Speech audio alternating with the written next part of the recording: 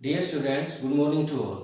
बेटा, previous lecture के अंदर हमने सेल्फ इंडक्शन फिनोमेना पढ़ा था, एक सोलेनोइड से लिंक्ड, और फिर एक कोफिशिएंट ऑफ सेल्फ इंडक्टेंस की वैल्यू निकाली थी, कोफिशिएंट ऑफ सेल्फ इंडक्शन की वैल्यू निकाली थी सोलेनोइड के लिए। तो आज इस लेक्चर के अंदर हम म्यूचुअल इंडक्शन फिनोमेना के बारे में पढ़ेंगे और उसके बारे में थोड़ा और फर्दर डिस्कस करेंगे। तो यहाँ पर म्यूचुअल वर्ड जब यूज होता है तो जनरली एक कंपैरिजन आ जाता है। तो यहाँ पर हम दो, एक की बजाय दो सोलेनोइड लेके चलेंगे। एक सोलेनोइड होगी हमारे पास प्राइमरी सोलेनोइड, और दूसरी सोलेनोइड हम लेके चलेंगे वो होगी सेकेंडरी सोलेनोइड, या सेकेंडरी कॉइल बोल सकते हैं, प्राइमरी कॉइल बोल सकते हैं। अब इसमें क्या है, ये जो प्राइमरी कॉइल है उसको एक बैटरी, एक रियोस्टेट और एक की के साथ कनेक्ट किया है, और जो सेकेंडरी कॉइल है उसको हमने एक गैल्वेनोमीटर के साथ कनेक्ट किया है। यहाँ पर कोई भी बैटरी वगैरह हमने कनेक्ट नहीं की है। तो म्यूचुअल इंडक्शन फिनोमिना क्या होता है वो थोड़ा डिस्कस करते हैं अभी। कि जैसे ही मैं यहाँ पर स्विच ऑन करूंगा, सर्किट के अंदर करंट फ्लो करेगा। तो यहाँ पर जो सोलेनोइड है, तो मैग्नेटिक फील्ड, जो कॉइल है उसका मैग्नेटिक फील्ड और मैग्नेटिक फ्लक्स डेवलप होगा, और वो magnetic flux magnetic field lines की फॉर्म में यहां तक एक्सटेंड करेगा, इस सोलेनोइड तक, इस कॉइल तक। अब क्या होगा कि मैं रियोस्टेट की हेल्प से यहाँ पर करंट चेंज करता हूँ, तो जब बैटरी जो करंट दे रही है वो समय के साथ चेंज होगा, तो मैग्नेटिक फील्ड मैग्नेटिक फ्लक्स भी चेंज होगा, और यही चेंजिंग मैग्नेटिक फ्लक्स यहाँ पर पहुंच रहा है। तो यहाँ पर जब मैग्नेटिक फ्लक्स चेंज होगा तो फराडे ने क्या बताया था कि भाई करंट इंड्यूस होगा, ईएमएफ इंड्यूस होगा, और यही करंट और ईएमएफ इंड्यूस्ड पहली कॉइल के अंदर जो बैटरी करंट चेंज हो रहा है उसके चेंज होने का क्या करेगा, अपोज करेगा। तो इसी फिनोमिना को हम क्या नाम देते हैं, फिनोमिना ऑफ म्यूचुअल इंडक्शन। यानी फिनोमिना ऑफ म्यूचुअल इंडक्शन वो फिनोमिना है जिसमें सेकेंडरी कॉइल के अंदर करंट और ईएमएफ इंड्यूस होगा, और किसकी वजह से इंड्यूस होगा, प्राइमरी कॉइल के अंदर चेंज होते हुए करंट की वजह से। और ये जो ईएमएफ इंड्यूस्ड है, करंट इंड्यूस्ड है, वो पहली कॉइल के अंदर चेंज इन करंट का क्या करेगा, अपोज करेगा। ये पूरा फिनोमेना क्या कहलाता है, म्यूचुअल इंडक्शन कहलाता है। यानी एक के अंदर करंट चेंज, दूसरे के अंदर करंट इंड्यूस होगा, वह पहली के अंदर चेंज के करंट के अंदर चेंज का अपोज करेगा। This is the mutual induction phenomena. अब इसको थोड़ा सा और डिस्कस करते हैं आगे। यानी यहाँ पर कोफिशिएंट ऑफ म्यूचुअल इंडक्शन पढ़ेंगे। तो यहाँ पर आप देखिएगा कि जैसे यहाँ प्राइमरी के अंदर करंट चेंज होता है टाइम के साथ, तो यहाँ पर फ्लक्स भी चेंज होगा। यानी इस करंट की वजह से यहाँ पर फ्लक्स मिलेगा। तो सबसे पहले तो एक काम करते हैं, तो सेकेंडरी कॉइल से लिंक्ड जो फ्लक्स है वो निकालते हैं, ठीक है। और वो किसके डायरेक्टली प्रोपोर्शनल होगा, पहली के अंदर करंट के, ठीक है, किसी भी पार्टिकुलर इंस्टेंट ऑफ टाइम के ऊपर, और वहां से हम उस फ्लक्स को टाइम के साथ उसका जो चेंज होगा वो निकालेंगे, फिर ईएमएफ इंड्यूस आपको मिलेगा, और वहीं पर एक कांस्टेंट भी मिलेगा, और उस कांस्टेंट को हम क्या नाम देंगे, कोएफिशिएंट ऑफ म्यूचुअल इंडक्शन। यानी it is found that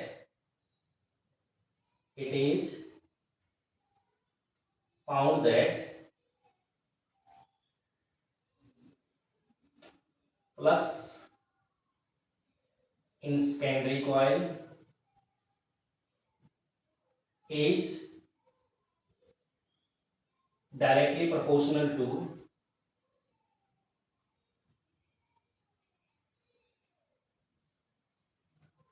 to current in primary coil at any instant of time, ठीक है। तो flux in secondary coil directly proportional to current in primary coil, proportionality के साइन घटाओगे तो एक constant आएगा, और इसी कांस्टेंट को हम नाम देंगे coefficient of mutual induction.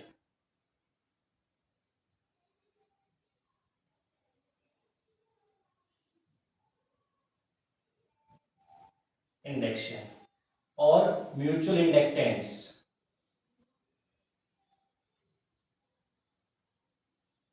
Mutual inductance of two coils. ठीक है, फराडे ने क्या बताया था, ईएमएफ निकालते हैं तो according to Faraday's law, Faraday's law के according EMF induce is equals to minus T phi by D T minus M D I by D T. तो यहां जो फाई की वैल्यू है एम आई वो पुट किया, एम कॉन्स्टेंट है बाहर रख लिया, D I by D T. तो ये आपको ईएमएफ मिलता है E equals to minus M D I by D T. ये न्यूमेरिकल्स के लिए फॉर्मूला, ये भी एक फॉर्मूला न्यूमेरिकल्स के लिए। इसको इक्वेशन फर्स्ट मान लीजिए, इसको इक्वेशन सेकंड मान लीजिए। अब थोड़ा सा इसको थोड़ा एक्सप्लेन करते हैं। मान लेते हैं let rate of change of current in the primary coil यानी D I by D T is equals to unity.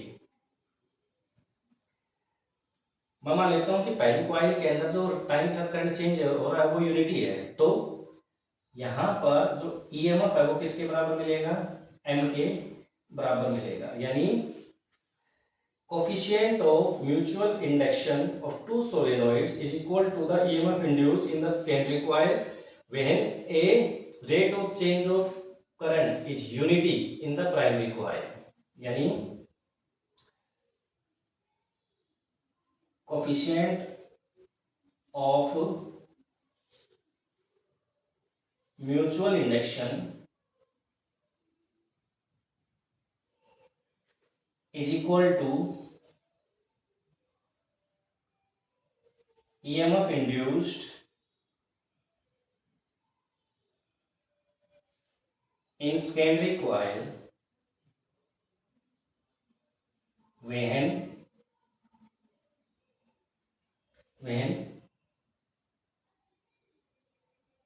a current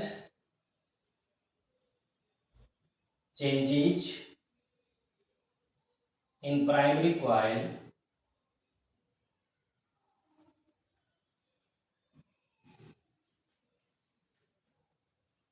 at a rate of unity. यानी प्राइमरी कॉइल के अंदर करंट यूनिटी रेट से change होगा तो secondary coil के अंदर जो ईएमएफ इंड्यूस होगा उसके बराबर आपको क्या मिलेगा, कोफिशिएंट ऑफ म्यूचुअल इंडक्शन। अब इसकी यूनिट डिस्कस कर लेते हैं भाई।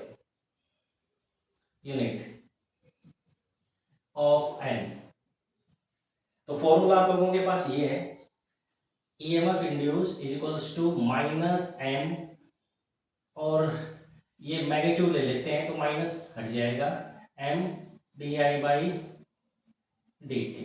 तो एम किसके बराबर हो गया भाई, EMF upon D I by D T. तो ऐसा यूनिट इसकी होती है हेनरी, ऐसा यूनिट इसकी होगी हेनरी। तो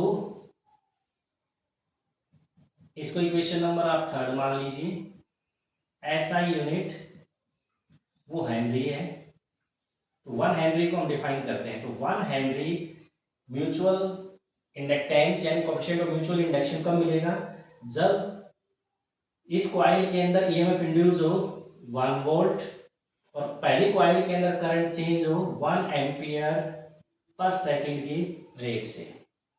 यानी यहां पर करंट चेंज हो रहा है 1 एम्पियर पर सेकंड की रेट से और सेकेंडरी कॉइल के अंदर ईएमएफ 1 वोल्ट इंड्यूस हो, तो यहां पर जो म्यूचुअल इंडक्टेंस की वैल्यू होगी वो 1 हेनरी होगी। तो इसको आप डिफाइन भी कर सकते हो, यानी 1 Henry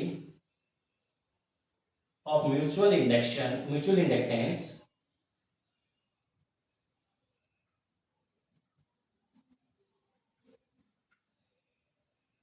One Henry of mutual inductance is when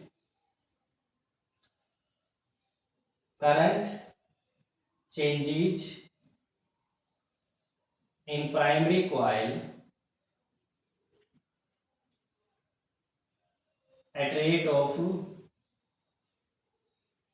1 ampere per second and an EMF of 1 volt induces in secondary coil, यानी यहां पर करंट 1 एम्पीयर पर सेकंड की रेट से चेंज हो तो यहां पर 1 ईएमएफ ऑफ 1 ईएमएफ यानी 1 वोल्ट ईएमएफ इंड्यूस होगा।